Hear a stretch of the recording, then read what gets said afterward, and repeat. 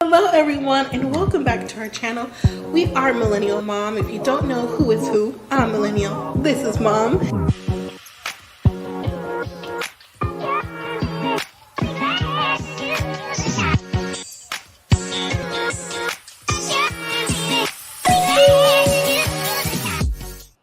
Hello, everyone. Welcome back to our channel. If you're new here, I'm Mom or Kay from Millennial Mom, and today we're going to talk about it's finally the finale. Where are they now? Where are they going? Where have they been?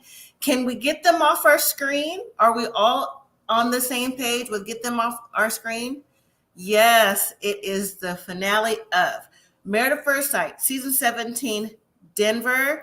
The show is called Where Are They Now? So hopefully you got a chance to watch it. If not, you're just here for the replay to hear what other bloggers, YouTubers, whoever are saying about this show, this season. We're finally at the end, and I am so happy. I found out just yesterday that this season of Married at First Sight is the longest season in Married at First Sight US, because there's US and UK. In US history, this started October 2023. It lasted a full 6 months. Can you believe this show was on 6 months? And probably about, we'll say, 5.5 of the 6 months, we saw the same thing repeat over and over and over, because it was like a Groundhog Day every single time these couples, now singles, came on our TV screens, because they tried to do what? What did the ladies say? They tried to flip the optics to have the optics look a certain way for their own point of view. But guess what? They tried to scam the scammer, which is each other, and it just flipped upside down, like the Fresh Prince says, and show was done and over. No one worked out. Everyone got divorced. Even Michael, who came on originally with the bride, he got jilted at the altar. Then he had a second chance with Chloe, who, originally a lot of people thought that Chloe may have been like a plant, an actress, or someone in there who maybe wasn't really a bride. But I can say, in my opinion, even though I didn't think they'd work out, I just didn't think that they were bread and butter. They were more, for me, oil and water. I still say Chloe was the most mature. We've said that along the way, and had her head on her shoulders. And on top of that, wasn't looking for any other accolades, unlike these other ladies. But that's my opinion. So if you are new here, please consider subscribing. Everyone that's on the live and everyone on the replay, please don't forget to hit that like button. I'd really appreciate it. Let me know your comments about the season, even though if you've been here rocking with me, I pretty much know your comments, but still, tell me anyways. Let me know what you think about the finale. Where are they now? Anything you may have heard on IG or any other panel. And also, I know personally, I'm ready for Married at First Sight Chicago, which is season 18 coming up in the near future. But you know what? I think that the Married at First Sight producers should give us a break. We've had 6 months of Groundhog Day, six months of what is going on here, 6 months of these couples outside of Michael and Chloe, like dragging us through the ringer for no reason. So we need a break. Hopefully we won't see Married at First Sight again till at least, let's say, July, August. I mean, we need a break, all right? But in the meantime, in between time, if you're looking for something else to watch, I do review the 90-day series over here. I do the 90-day Happily Ever After. We're rolling on to week 4 or 5, plus 90-day Love in Paradise, which will replace Thursday's slot of Married at First Sight. Love in Paradise just started last week, and it comes out on Mondays, or probably streaming on Tuesday. So get caught up. I will be live with that next Thursday for 90-day Love in Paradise Thursdays and 90-day Happily Ever After on Tuesdays. Hopefully I'll see you there. If not, catch the replay. So let's see who's in the chat. Well, it looks like Johnny came early, an hour early. Maybe she'll come back in the chat. Don't know if she's still here. So hello to John to Ash. Hello, and hello to Frappes and Tea. Yes, thank you. Like, comment, subscribe, and share. And you also say the cast Couldn't even be paid for the season minus Chloe and Michael. Right. All the NDAs, that's been broken along the way. We've heard so much gossip that turned out to be true at the end. So debating with checkout, that's fine. Drop isn't tea, no worries. Do what you do, watch what you watch, and if you're here, fine. If not, catch the replay or whatever you want to do. No worries. I appreciate you being here for Married at First Sight. Thank you so much. And hello, Cynthia. How are you? So before I get into detail, let's say, for Married at First Sight Denver, let's go ahead and give them the cricket. They deserve the cricket this entire season. Let's hear what the cricket has to say.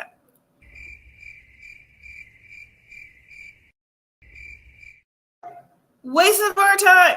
The cricket has been here for weeks at a time. So we are finally done with that. Okay, so I'm going to drop the link. So if anyone wants to come up live, they can and talk to me live on, you have an option of showing your face or not. You can do that. If not, you go ahead and we can talk in the chat. That's fine too, either way. Okay, Johnny, you're here. I appreciate it. Thank you so much. And to answer your question, are Mike and Chloe still doing something? I mean, unless there's going to be a, where are they now? Where are they now? We're not going to know, because you know what? Unless someone messages me on IG, Millennial Mom, or here on YouTube, I'm not going to know, because I refuse to follow this cast of Married at First Sight for any reason, period, point blank. So if someone wants to let me know, feel free. But in my opinion, all of the cast should move on with other people, because I could just see them just still stirring the pot because of bitterness and hurt feelings that they never got past. You could tell from the reunion, which, they hadn't seen each other in such a long time, to the Where Are They Now, which was like a year or something. And they still have the same hurt feelings and still dragging each other mainly through the mud. No. So I don't know. Let's see. Frappes and TU said, I guess mating is more exciting for the cricket. Okay, listen. Honestly, this cricket could be this whole live and could have been the whole lives for another Married at First Sight, because what did we learn? Absolutely nothing. Anyways, yes, facts. Okay. So this episode gives an inside look at where the couples are now after decision day. Oh, Frappes and T said social media is adding them, stirring the pot. Yes. Where the singles are, I should say, after decision day, when not one couple decided to get married or stay married, which, listen, good for them and really good for us, the viewer, because oil and water don't mix. There are several quick scenes with the ladies together separately, and the men together separately as well. So it looks like Claire and Lauren are the two ladies who are making the rounds mainly through the Where Are They Now. Did y'all notice that? They were the ones for the women in almost all their scenes. And so I'm like, of course, Claire was known to be, well, Claire and Emily really, to be the pot stirrer with Lauren holding on to the skirts at the bottom. So Claire meets up with Lauren first. Hey girl, hey, how you doing? What you been up to? Of course, girl, I would like a drink. Yeah, sit down, get caught up. So Lauren fixes her an espresso martini. Now, did you notice too? I'm gonna jump ahead just a little bit, just for this particular scene. Did you notice that when Michael and Chloe went out for their friendship date or whatever, that they also had espresso martinis? So is that the drink of the season 17 Married at First Sight Denver cast? Anybody else catch that? Anyway, all right. So Lauren and Claire sit down to talk about what's been going on, and Claire said, she's like, oh, have you heard from Orion? I said, girl, stop it. You've been on the blogs or on the YouTube channels listening to what people were saying. No cast members ever called him Orion before. That came out from these YouTube streets, right? So, girl, stop. Well, Lauren says, no, I haven't. I kind of moved on from that. And so it goes on to say that, Claire is dating. She said that, she would like rekindle a little something with her ex-boyfriend or whatever. And so they went from being friendly to being, more like we're dating, we're seeing each other. So with that being said, I'm like, so maybe Cameron at the reunion, the part 2, 1 and 2, maybe he wasn't too far off on, yeah, she's talking to other people. Okay? Because how you just get so chummy with your ex, because that's what Cameron said. It was your ex, even though he lives in Seattle and not necessarily in Denver, but it's still in the same neck of the woods, the Pacific Northwest, so he's not that far. Okay. So yeah, maybe Claire did have a little something going on. Frappes and tea, you said yes, that was a fancy coffee house. I need to check it out myself. Okay. It was nice, but I'm just saying, did you notice the same drinks that they seem to be having? I just thought that was kind of a coincidence. Coinky dink. Okay.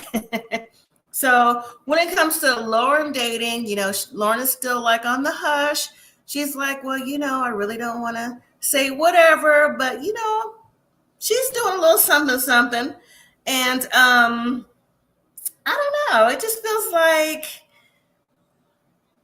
I don't know, it's not like the team for the guys or team for the ladies, but I'm still like tipping over to the men's side about what's going on, being a little bit more of the truth of going on. But anyways, also too, Claire explains that not only has she rekindled things with her ex, she's also working with what she said, middle school kids, like 12 to 15 or 12 to 17, something like that. I was like, okay, Claire, all right, but in what capacity? She didn't necessarily say what capacity she was working with those middle school kids. And I'm like, well, girl, you need to get yourself together first, because clearly your emotional immaturity is at a very high level. But hey, that's just me. John, what you say? You said Lauren has no man in her life. I think Lauren is doing the same thing she was doing before she came on the show, doing her, getting around and making it do what it do. All right. So let's move to Michael. He goes to the tattoo shop. There's a lot of quick scenes in here. Michael goes to a tattoo shop to get a crying angel tattoo on his back. He said it's going to represent his dad and his uncle who passed away a little bit too soon, and to make himself more aware of what, others are going through, because you never know, the angel with the crying tears, people don't necessarily think of an angel crying, but you know how Michael is. You know how I feel about Michael. I just think that he over explains every little detail. So that's his rationale as to why he's doing what he's doing. Frappes and tea, you say exactly what capacity? I guess Claire is the hall monitor because she shouldn't be giving anyone any guidance. Okay, the the hall monitor with the little sash. When I was in middle school, I wanted to be a hall monitor with a sash. They never picked me, I guess. I don't know why, but whatever.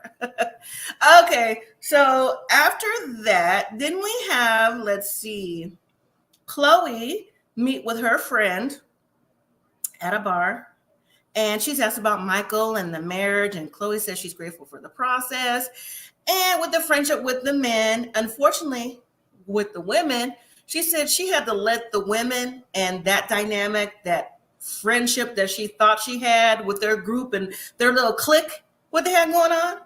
Oh yeah, she had to let that go, because she said she thought at the reunion, she said, and I'm quoting, she thought that dear departed, I said not dear departed, Jerry Springer, I said not Jerry Springer, it was gonna come from the back. You know the Jerry Springer shows from back in the day. I think as the show went on with Jerry, they came a little bit more scripted, right? But in the beginning, back in the day, oh yeah, those people were caught off guard with the Jerry Springer and what they was on the show for. You know what I'm saying? That's when the Jerry, yes, it was a little, bougetto, but it was good TV. Okay. You watched it for what, the drama, the chair flying and all kind of stuff. But if that was your cup of tea, and back in the day, that was my cup of tea. Okay. But anyways, Chloe said she's not there for that type of drama. She is not here for this type of drama. She said those ladies are so immature. They can keep all that to themselves and keep it moving. She's doing her. They could do them. Okay. And then Chloe was saying, and so was her friend, they have a lot more maturing to do. You need to, well, meaning the ladies, they need to figure out who it is that they are and build and grow and leave that hurt behind. And I have to totally agree. Totally agree. And that's also too when the maturity conversation come out. Yes, frappes and tea, okay. Listen, Jerry Springer back in the early days, that's what it was. I mean, that anyway, that's just me. Is it anybody else? Because it was me. Anyway, all right. And on top of that, here's even more me.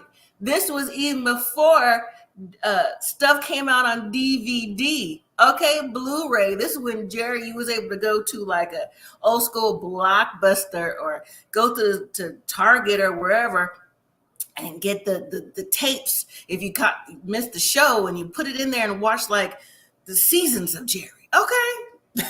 Anyways, moving on.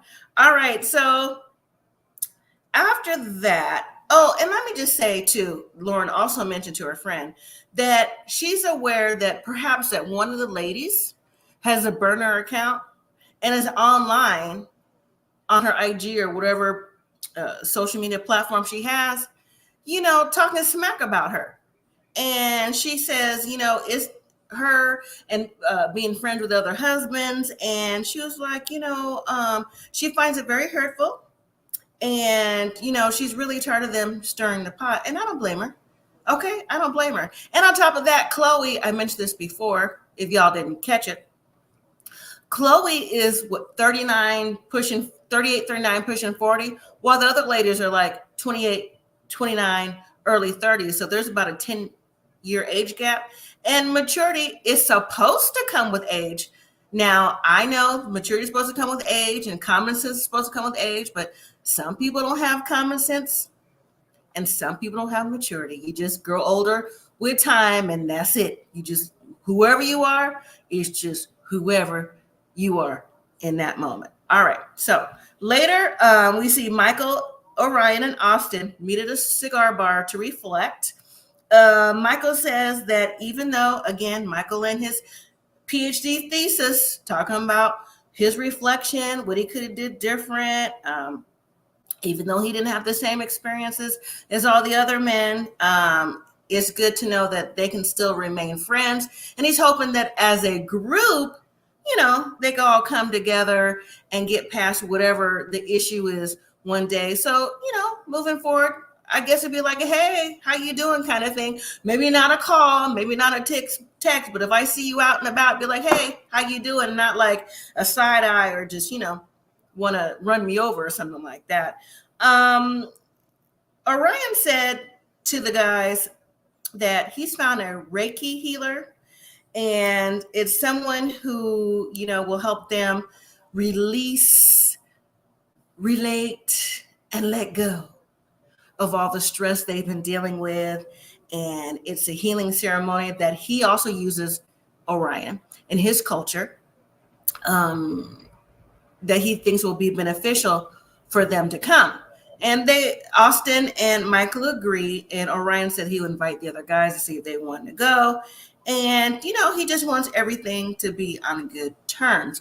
And I'm really surprised that, and Orion cut his hair, so he looks a little better with his haircut, I guess. But I'm just really surprised that Orion has mentioned things, especially when it comes to his indigenous background, because it was such a touchy subject with Lauren in the very beginning about his past, his family, his culture, and everything else that was just such a touchy subject for him, that now he wants to invite, at least the guys to come to a healer to relate, release, and, get past everything they had to go through. Frappes and T said the guys were knocked out during their Reiki session, especially Austin. I think Austin is a sleeper anyways. In previous episodes, especially with Becca, unless he was in those previous episodes with Becca, unless he was pretending like he was asleep, or maybe, drinking too much so that he would go to sleep because he wasn't attracted to Becca, right? I think that's Austin's MO, to get out of things that he finds uncomfortable. But Austin did say, after he agreed, that he knows that things in the future, hopefully for him, will get better. But when it comes to Becca, that, she's going to need a little bit more time, and that, hopefully, all this can help him out, the Reiki session. So, okay, Orion, inviting people to get to know your culture a little bit, and a healing Reiki therapist, I guess you call them. I don't know. All right. So after that scene, we have Claire and Emily. They're out to dinner and they're talking about the show and how they've been watching it back. And of course, Emily's disgruntled. Emily just really has this big chip on her shoulder, talking about, Brennan this, Brennan that. And, people still think I'm hot. And I was looking at the messages, and it was just Brennan who thought of me like that. And just, you got to say it like that with Emily, and just this and that. And yeah, But in the same breath, she's telling Claire, we're hot, we're young, we're this and that. But yeah, you still bringing up Brennan. Excuse me. Why you have to talk about Brennan if you're over it? Because Emily's trying to give the impression that she's over everything, but at the same time, she's like, yeah, I read these messages and this is what they say and all this and that. When Claire is trying to tell her about, she's happy now, she has her man, and even though Emily is happy for her, is she really?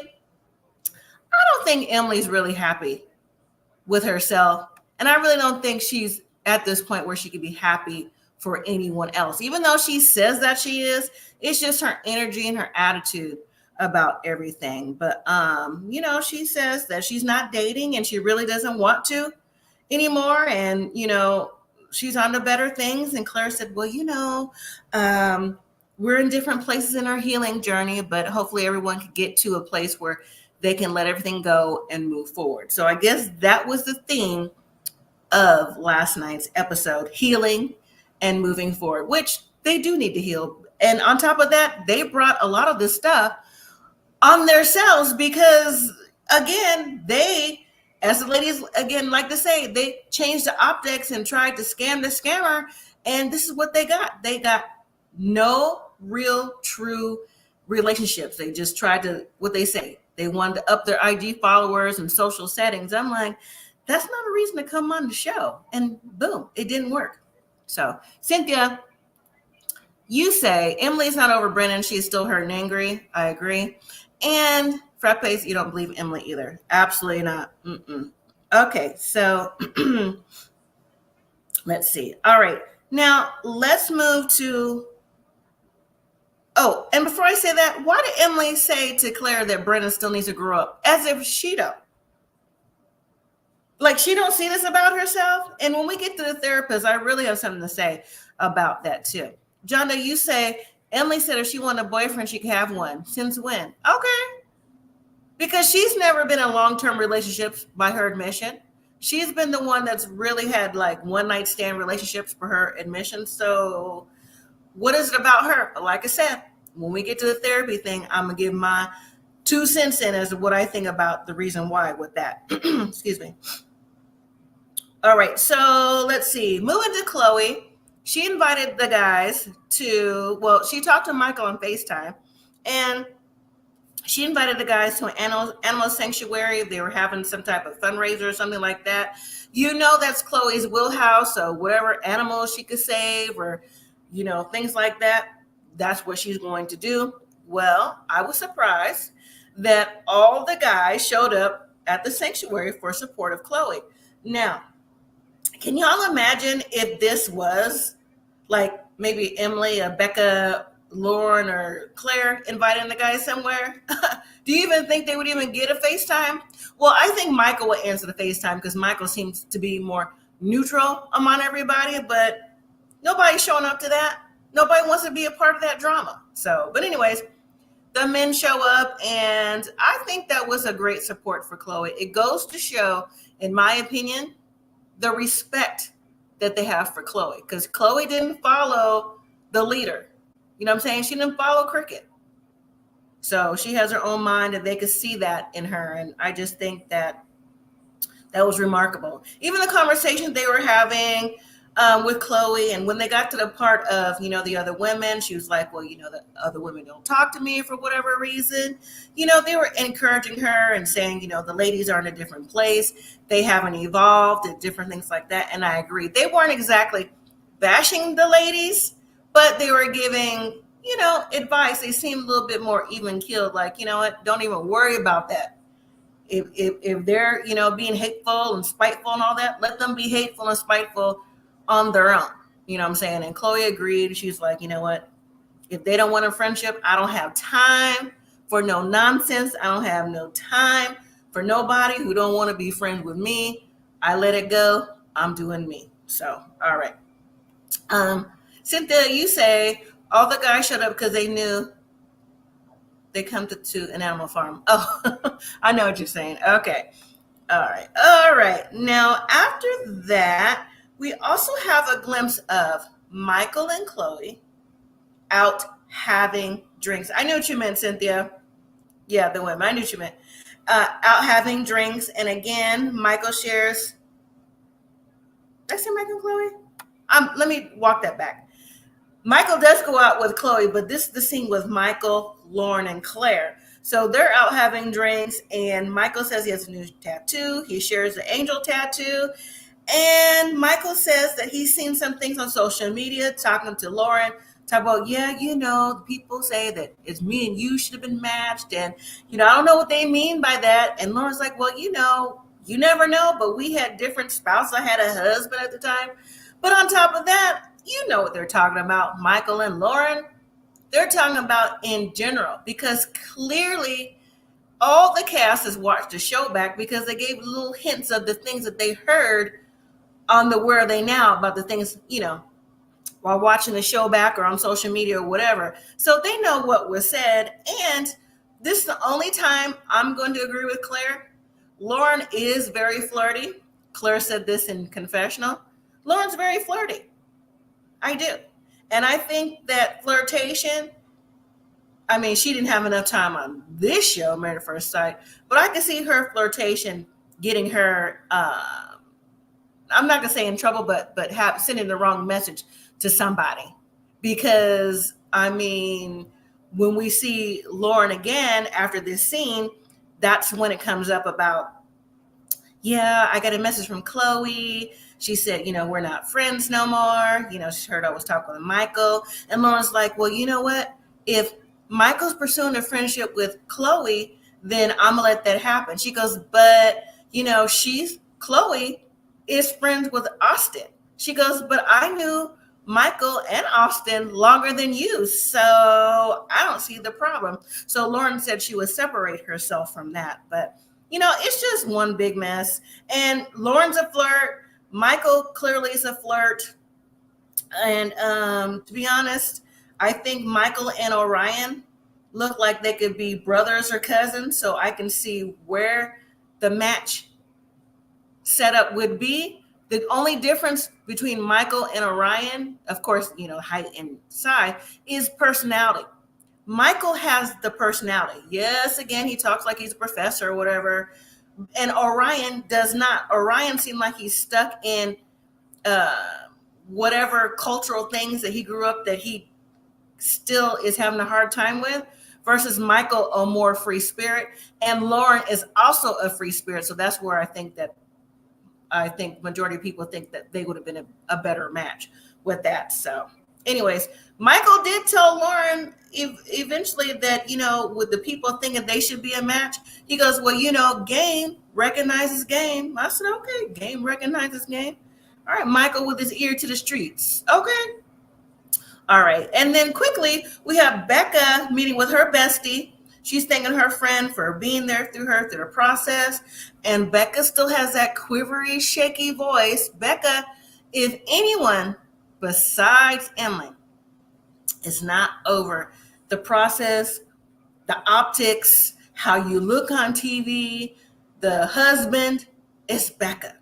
Okay? Because she don't seem like she could really get past the scene with her eyes watering and her voice quivering. What do y'all think?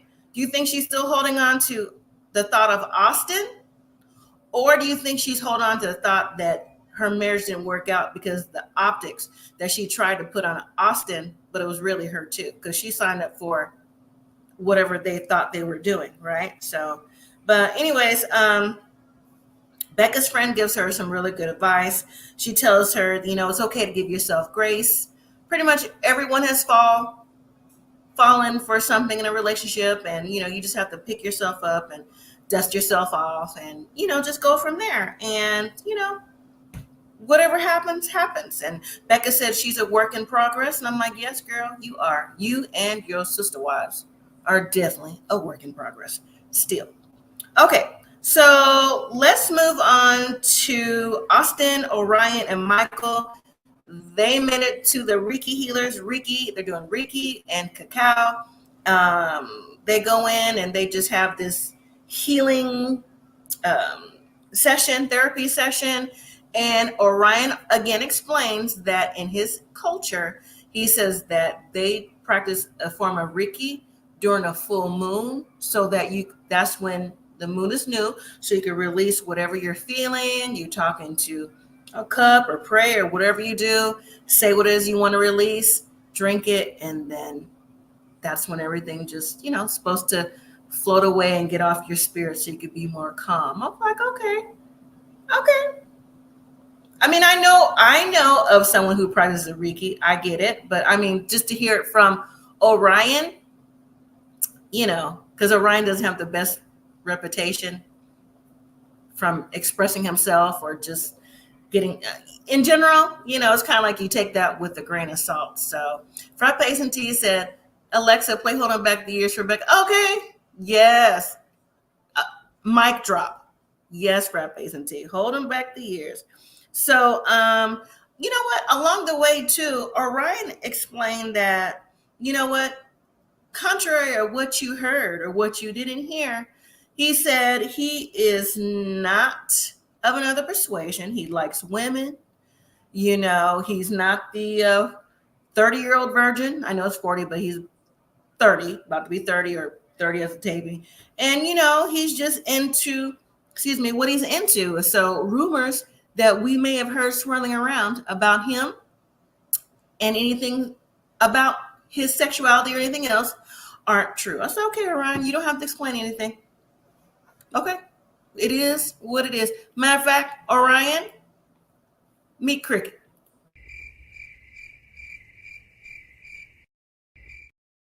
Okay. Because his thoughts, to me, one ear, out the other. I hear Cricket every time he's talking. So it is what it is.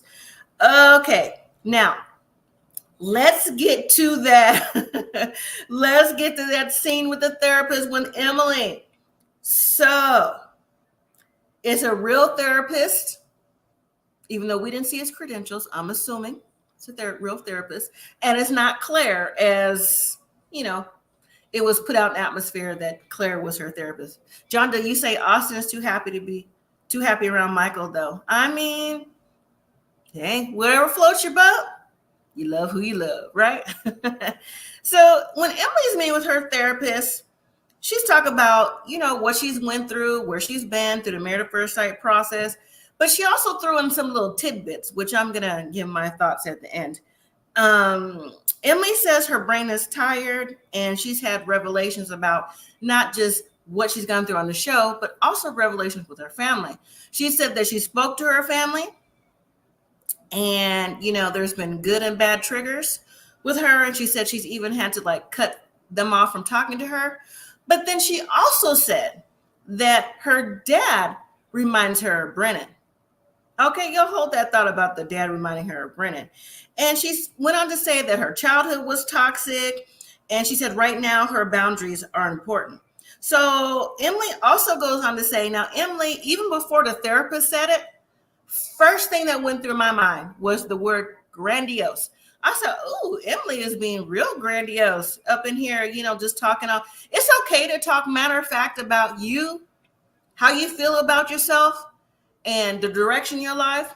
But there's a fine line of being grandiose, sarcastic, and feeling like you too good for the world. Because Emily was like, you know what? The things that I do, it's just the way her mannerisms and just the way she was talking and just all this chit chat, right?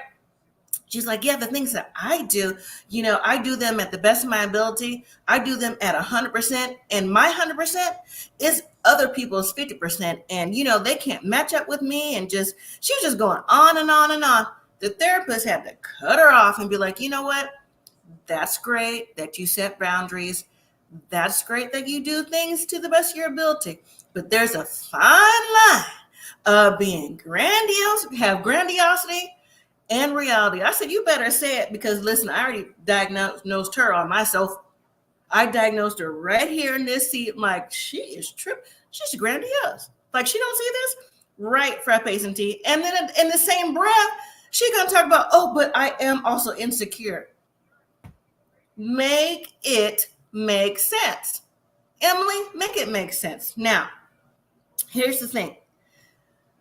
This is what I got from that. So she said that her dad reminds her of Brennan, and that she would never, she's told Claire, she's told Lauren, she's told Becca, she told the other sister wives, that's all Brennan's fault. Brennan needs to grow up, this and that. But at the therapist, she screams insecure. She cut off her family. In the very beginning, it was episode 2, because I went back to watch it. When Brennan, right before he got married, Brennan, matter of fact, he was in the back waiting for Emily, didn't know who she was. Brennan told us that he didn't have the best relationship with his parents, especially his dad, because his dad, in Brennan's words, was a recovering alcoholic, and there were some DV issues between his parents. Brennan also said that the people that he got mad at, he doesn't really get mad, but the most mad he's ever been was to his mom and dad. And then later in a couple episodes, maybe like episode 4 or 5, we learned that Brennan also does not speak to his sister. So with Emily saying that Brennan reminds her of her dad, and Emily, as we know, who should have never been on the show, none of them, but we're talking about Emily.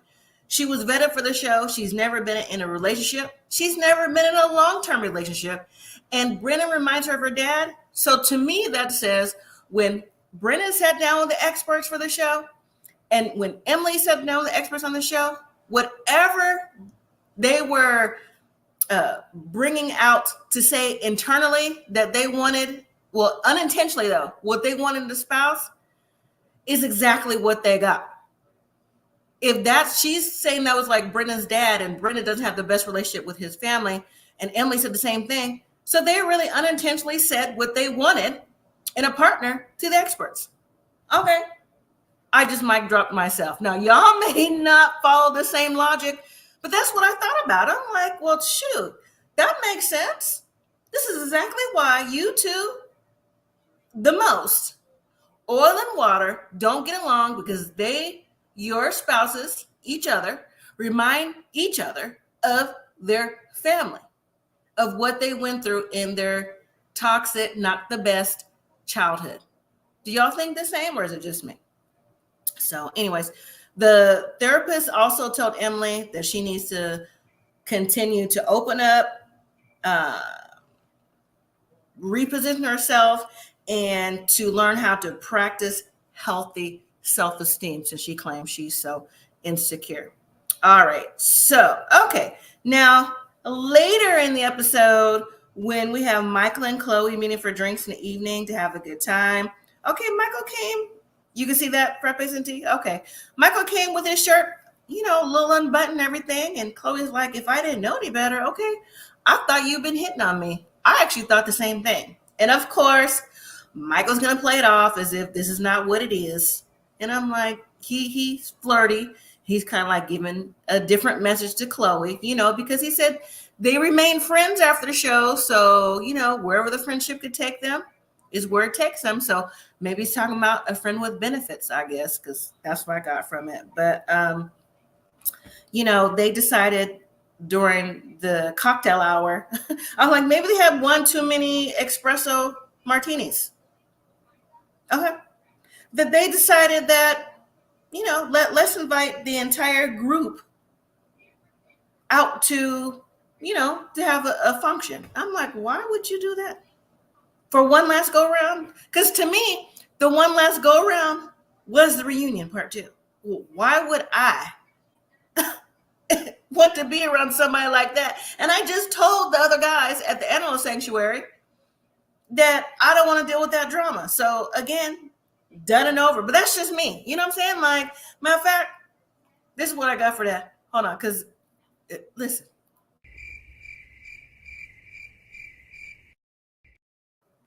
no ma'am, and no sir. What are they thinking? Okay, seriously, what are they thinking? Hey girl, hey, Tamika, you say, that's okay. I know it's there. I thought, don't even worry about it. Don't even worry about it. I know it's there. It's on in the background. Frat Basin D said, Micah with the suave comebacks. Yes, yes. You also say, Mike and Chloe need to get back together and stop playing. Something. Well, I just think it would be like a friends with benefits type situation. Because those foster kids and then animal sanctuary, nah, he's not coming back for real, for real. He just gonna be there for a little shaking of the sheets every now and then. So anyway, so I guess it's the next day or a couple days later for the meetup at a bar. The only people that show up is Austin and his roommate. And rumors have been going on that Austin was already had a little something going on with his roommate anyways. And then Chloe actually makes a slight suggestion of that, like, oh, you never know, roommates could fall in love. I'm like, They probably had a little shaking of the sheets on the low. May not be love, but may have been something else. So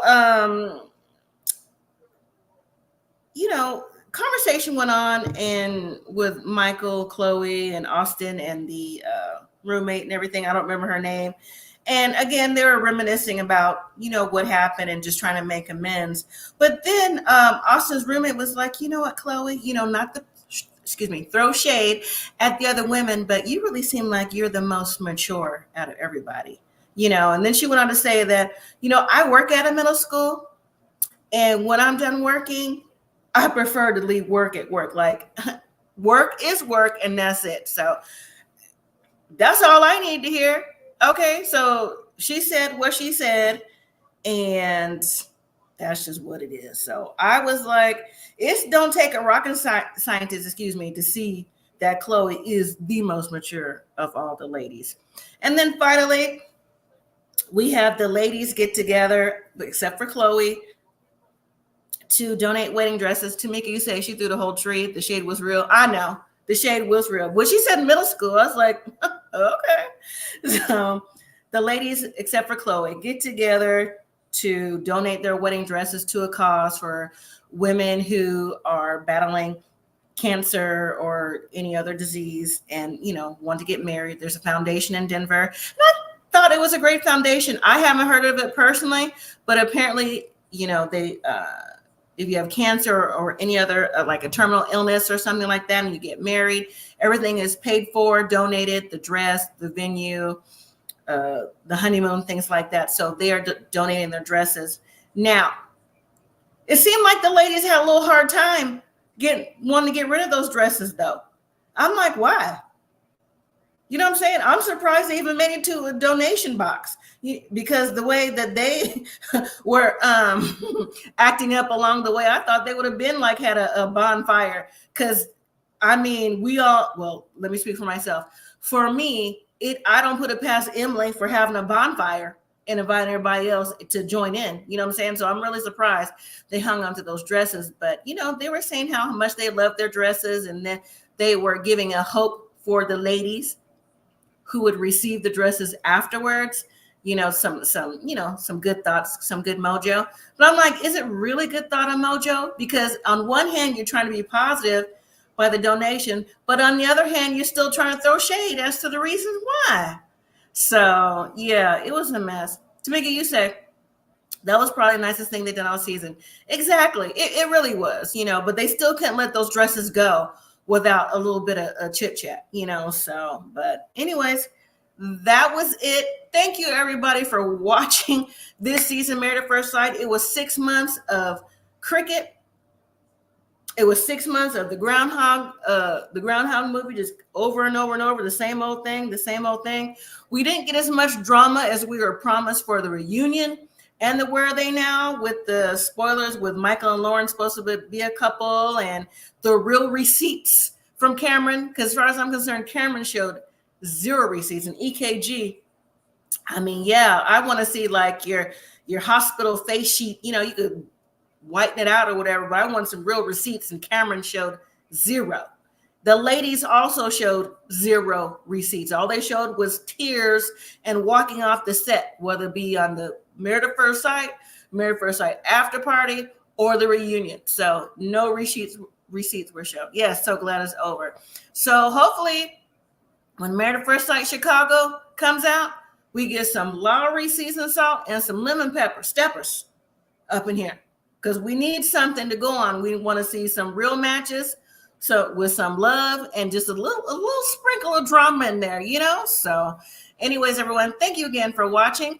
Don't forget to like, subscribe, comment, and share. Next Thursday, what's going to replace this Married at First Sight until the Married at First Sight Chicago comes out will be 90 Day Fiance Love in Paradise. It will be week 2. It's on Mondays, streaming on Tuesdays. So that will replace that. And then my regular 90 Day Happily Ever After will be Tuesday. So Tuesdays and Thursday, 2 separate installments of 90 Day Fiance. Hopefully y'all can watch it live or be here live and or watching on the replay. So I really appreciate everybody joining. Thank you for everything, and thank you for subscribing to the channel, and I will see y'all next time. Have a good evening, everyone. Good night.